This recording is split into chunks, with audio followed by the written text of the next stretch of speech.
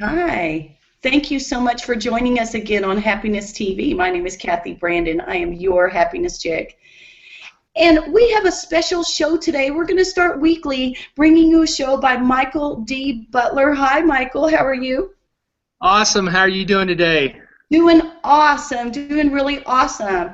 Now, everybody, what we're going to do on the show is we have decided that you need answers around writing books, marketing books, publishing books. And so obviously we have our happiness provider, Michael D. Butler, who does exactly that.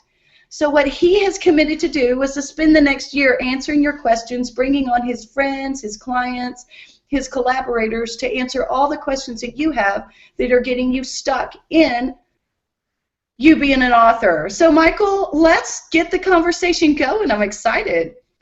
Hey, thanks, Kathy. So excited here. We're talking about books today, and we've got a very special guest. A lot of questions, a lot of authors. 85% of America wants to write a book. The question is, what are the three critical things aspiring authors need to know? Now, I'm really blessed and fortunate to be here in Las Vegas because I've become really good friends with Denise Michaels. She's the founder and CEO of the International Book Writing Guild, and she's been coaching nonfiction authors for years, and she's got a bestseller herself. So, Denise, why don't you introduce us?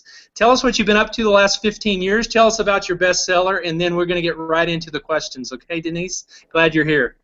Sounds good. Thanks, Michael, and thanks so much, Kathy. Wow, 15 years. I'll use up the whole 20 minutes. No, just kidding.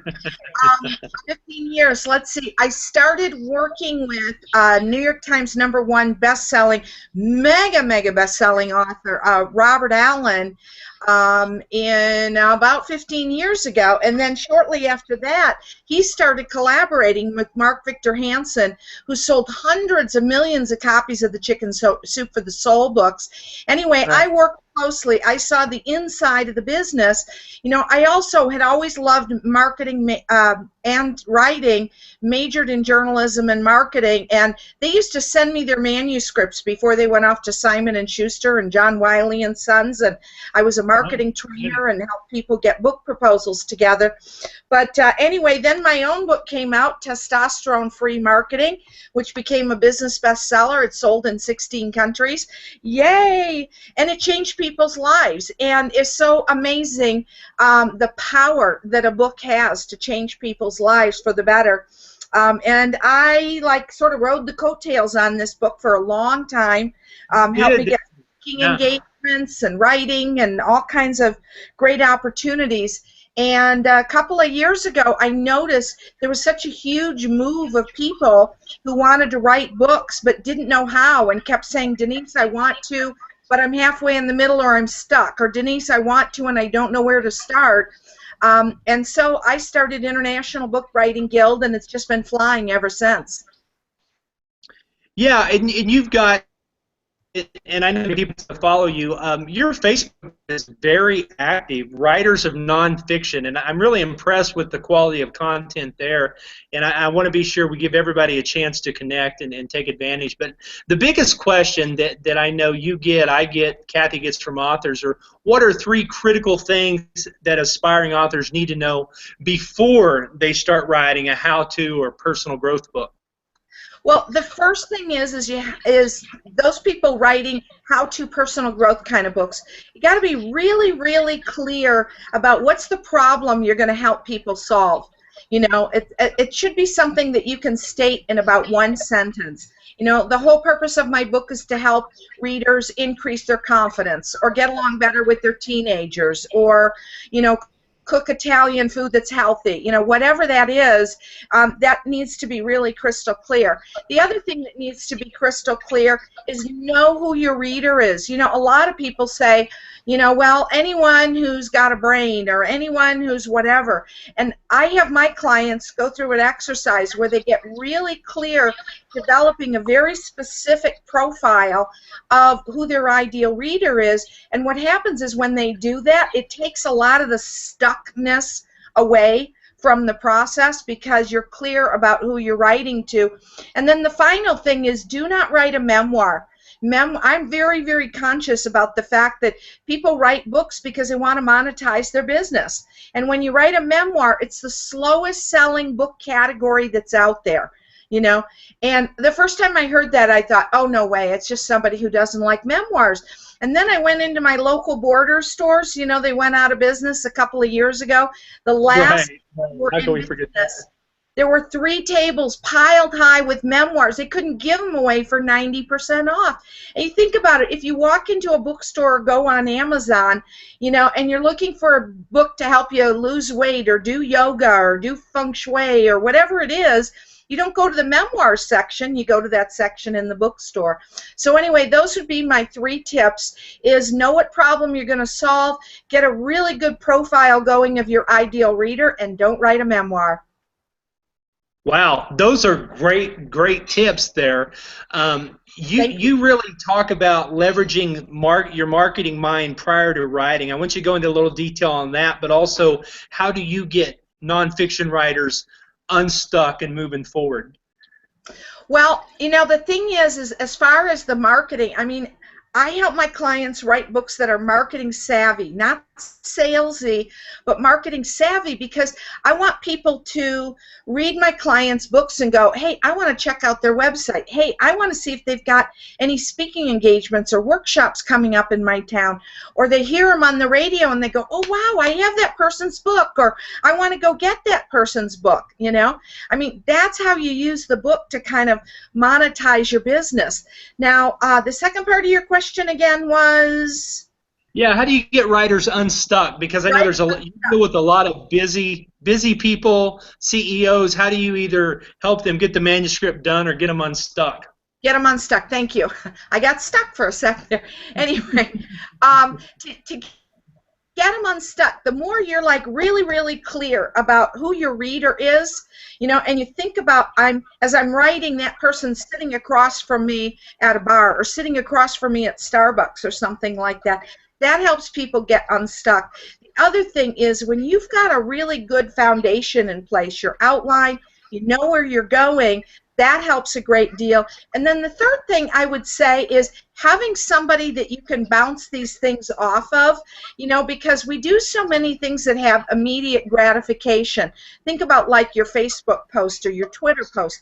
You know, all of a sudden people are sharing and commenting and everything, and you don't have that with a book. But if you've got someone saying, hey, this is really good stuff, why don't you expand a little bit here? Or why don't you tighten this piece up a little bit? It keeps people going, and it helps them get unstuck because they're getting a little more feedback on what they're, finish what you start. Yeah, it's very important, you know, to have that sense of completion, because, you know, I mean, I hear this from so many people. I have shiny bauble syndrome, you know, but focus is super important. Yeah, focus is super important, you know. I don't know anybody like that. Do you, Kathy? No, I don't know anybody like that either. Right? We're not even going to talk about it. Squirrel. Okay, you know what, Denise? I've got a couple of questions for you. I deal with a lot of writers, and I have 2 factions of people coming in. I have the people who, you know, I can't get them outside away from writing. Those aren't the big problem. What about the people who, they're great at marketing, but they are not writers? So what are the top 3 tips for non-writers who really have this burning desire to be an author? Ghostwriting is a great solution. A lot of people, they go, is that legal? A ghostwriter is a person who basically you do kind of a series of interviews together, and it's a collaboration, and then a person who really loves the writing piece will write it for you. Because if you are that busy, all right, and you are that, you know, stressed out, as so many of us are, you know, writing, the actual writing of the book for you just might be more like sticking knitting needles in your eyeballs or something. You know, it's not a lot of fun. But if you're working with someone who's helping, if you're working with someone who's helping you get it done and create it and making it great, you know, it's more likely to happen. It's a more expensive option because it's kind of like you're hiring that person for a few months to work on your book, but it is an absolute guaranteed way to get it done. And you know, the interesting thing is that if you're going to work with a ghostwriter, you got to work with somebody who kind of gets you, and they they can write in your voice, so to speak. So the book sounds like you. So there isn't this big, huge discrepancy between how your book sounds and then how you sound when you're speaking or on radio or television or doing a workshop or something like that. So. Okay. Action. Action. Denise, what is the most important thing you'd like those in our listening audience to know about writing a book? The industry's changed so much that somebody who just really has the desire to write, and say they get their ghostwriter and all the goodness that goes with that, but what do they really need to know about this process now that the industry's changing? Well, one of the biggest changes and one of the most revolutionary changes in the industry is Kindle. You know, I mean, and I don't mean just the e-readers, but for authors, the ability to sell a digital book and get up to 70% of the sales price on your book. That's not for everyone. It, you know, depends on all your options and everything. But the ability to do that is nothing short of amazing. I mean, in the past, it used to be you would send a book to a publisher and you would hope it would be seen by a human being rather than just slap a rejection slip on it and send the thing back. You know, now you can avoid all of that. You avoid the manufacturing, you avoid the distribution. If you upload a book to Kindle, it can be ready for sale within 24 hours, and you get a very good chunk of the sales price, you know, and it's just a very fast, easy process. And I know for a lot of people, the whole where do I find a publisher question intimidates them from getting started in the first place. And what I'd like people to know is that that's no longer anything stopping people because of Kindle, because of the e-readers, and the revolution that's going on in publishing and self-publishing. Super important for people to know. It's like you can do it. It's amazing. Now, do you think that it's more important for authors to think about their book going electronic first rather than, you know, getting this idea that somehow they're going to write this masterpiece and be picked up by a publisher and blah, blah, blah? I have those conversations a lot, right? Like people are saying, oh, well, you know, if my book's good, I'm going to be picked up by a publisher. And I'm just like, yeah, and, you know, if I go drink a Coca-Cola in Hollywood, I'll become, you know, Julia Roberts. Yeah, right. So, I totally get what you're saying. I think that a lot of that desire to be picked up by a traditional publisher stems from, number one, just not understanding how much the industry has changed, and right. You know, and how people read Kindle books all the time and they don't see them as any less than. There have been New York Times bestsellers on Kindle, and the other thing is that people don't understand the time frame with a traditional book. I mean, if I had a manuscript that I submitted to, let's say, John Wiley and Sons, and they said, today we're thinking about publishing you, from the day they said we think we're interested in publishing you, it could be 2 to 3 years before there's a book out on the bookshelves, rather than 24 hours with Kindle. And then the last thing, I think the reason why people still want to be with Simon & Schuster or Crown Books or whatever is just plain old ego. You know, I mean, they think there's a certain class and everything in it, and there just isn't the way that it used to be. You know, it just doesn't matter the way it once did.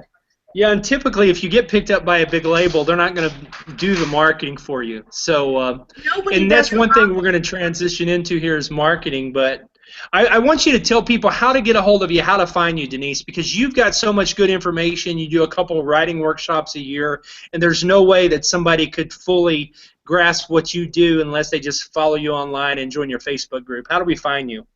Thanks, that's great. I appreciate it. You can find my website at www.internationalbookwritingguild.com, or the shortened version is ibwguild.com. And on Facebook, you can connect with me. I'm there every day. Just type in the little Facebook search bar, Writers of Nonfiction, and I'm there all the time. And we're very supportive, and we've got some sharp people there, and book writing tips flying around, and you know, all kinds of stuff happening there. It's a real active group, and just don't join if you're a spammer. That's all. But yeah, on my website there's a lot of information about me and what I do and how I help my clients and all that. And you know, it's an incredibly gratifying thing to help people complete their books. But what's even more gratifying is when they come back to me a few months later and they say, Denise, I've doubled my client load. You know, if they're a life coach, or they're getting more speaking engagements, or you know, whatever. It's really exciting and very gratifying to me. Awesome. Well, we're excited to have you on. Kathy, thanks for letting me bring on a guest. And, you know, next week we'll get back into marketing. But I wanted to, you know, when I first started meeting with Denise and we started doing some videos together and hanging out together, I realized that she really coaches people that when they start writing, that's when they need to start thinking about marketing.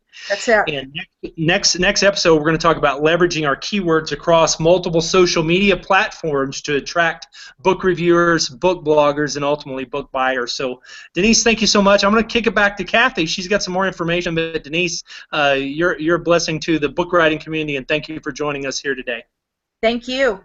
Well, thank you so much, Michael and Denise. It's just been a pleasure having you on the Happiness TV Network. You guys can access Happiness TV Network at www.readyforhappiness.com. You can also access Michael if you go to www.readyforhappiness.com. You can go ahead and click on any button, the Ready, the Implement, or the Sustainability. You go right to Happy Business, and there is Michael Butler. Thank you so much, Michael. Thank you so much, Denise. We will Thank you, Kathy. be with you later. Bye-bye. Thanks. Thanks, both of you.